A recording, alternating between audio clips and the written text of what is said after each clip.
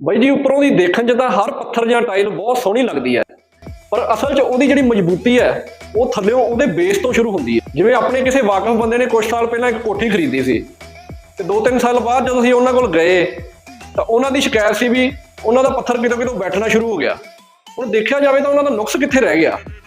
ਨੁਕਸ ਰਹਿ ਗਿਆ ਬਾਈ ਜੀ ਉਹਦੇ ਬੇਸ ਦੀ ਮਜ਼ਬੂਤੀ 'ਚ। ਇਹ ਚੀਜ਼ ਤੋਂ ਬਚਣ ਲਈ ਆਪਾਂ ਜੋ ਇੱਥੇ ਕੋਠੀ ਤਿਆਰ ਕੀਤੀ ਹੈ ਉਹਦੇ 'ਚ ਸਭ ਤੋਂ ਪਹਿਲਾਂ ਚੰਗੀ ਤਰ੍ਹਾਂ ਮਿੱਟੀ ਦੀ ਕੁਟਾਈ ਕਰਵਾਈ ਹੈ, ਫਿਰ ਉਹਦੇ ਵਿੱਚ ਪਾਣੀ ਛੱਡਿਆ ਤਾਂ ਜੋ ਮਿੱਟੀ ਚੰਗੀ ਤਰ੍ਹਾਂ ਬੈਠ ਜਾਵੇ, ਫਿਰ ਰੋੜੀ ਪਵਾ ਕੇ ਉਹਦੀ ਚੰਗੀ ਤਰ੍ਹਾਂ ਕੁਟਾਈ ਕਰਵਾਈ ਤੇ ਫਿਰ ਐਕਸਟਰਾ ਸੇਫਟੀ ਲਈ ਅਸੀਂ ਇੱਥੇ ਕੰਕਰੀਟ ਦੀ ਲੇਅਰ ਪਵਾਈ ਆ, ਜਿਹਦੇ ਨਾਲ ਇੱਕ ਤਾਂ ਬੇਸ ਪੂਰਾ ਮਜ਼ਬੂਤ ਹੋ ਜਾਂਦਾ, ਦੂਜਾ ਸਲਾਬ ਤੋਂ ਵੀ ਬਚਾਅ ਹੋ ਜਾਂਦਾ।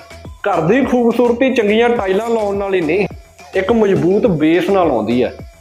ਜੇਕਰ ਬੇਸ ਠੀਕ ਨਹੀਂ ਤਾਂ ਮਹਿੰਗੇ ਤੋਂ ਮਹਿੰਗਾ ਪੱਥਰ ਜਾਂ ਟਾਈਲ ਵੀ ਬੈਠ ਸਕਦੀ ਹੈ। ਬਾਈ ਜੀ ਕੰਮ ਸਿਰਫ ਦਿਖਾਵੇ ਲਈ ਨਹੀਂ, ਮਜ਼ਬੂਤੀ ਨਾਲ ਹੋਇਆ ਹੋਣਾ ਚਾਹੀਦਾ।